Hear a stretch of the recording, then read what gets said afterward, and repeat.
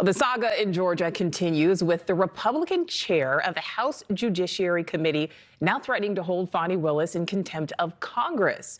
Willis has refused to comply with the committee's subpoena for documents that Congressman Jim Jordan claims are related to the use of the DA's use of federal funds.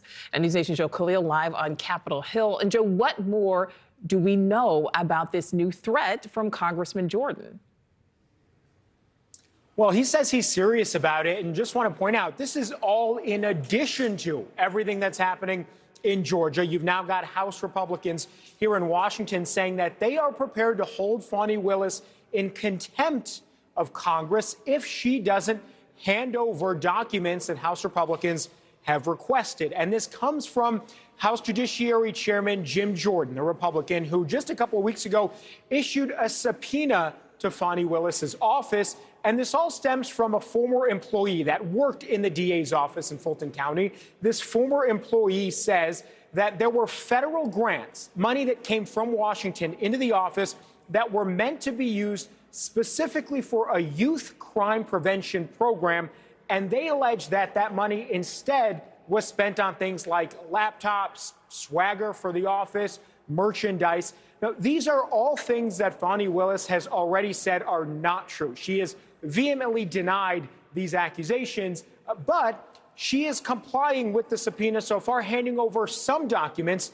Jim Jordan has said it's not enough and it's not good enough. He says that what she's handed over so far is not what they have been looking for. There are documents, he says, specifically that relate to those federal funds that Fani's office has not handed over. He says that there is communication, emails between the Department of Justice and the Fulton County DA's office that they have failed to hand over as well. So that is what they're after right now. And I want to read just part of the letter here that Jordan said. This is really, I think, what sums it up. He says here that the committee expects you will produce the responsive documents to the subpoena in the categories prioritized by the committee no later than noon on March 28th of this year. So about 2 weeks from now.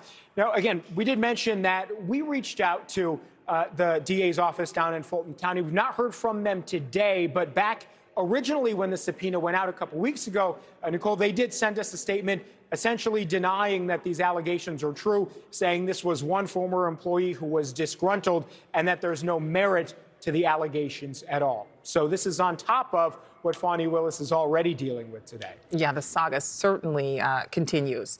Joe Khalil in Washington, thank you. Thank you for watching. Go to newsnationnow.com to find NewsNation on your television provider. And don't forget to click the red subscribe button below to get more of NewsNation's fact-driven, unbiased coverage.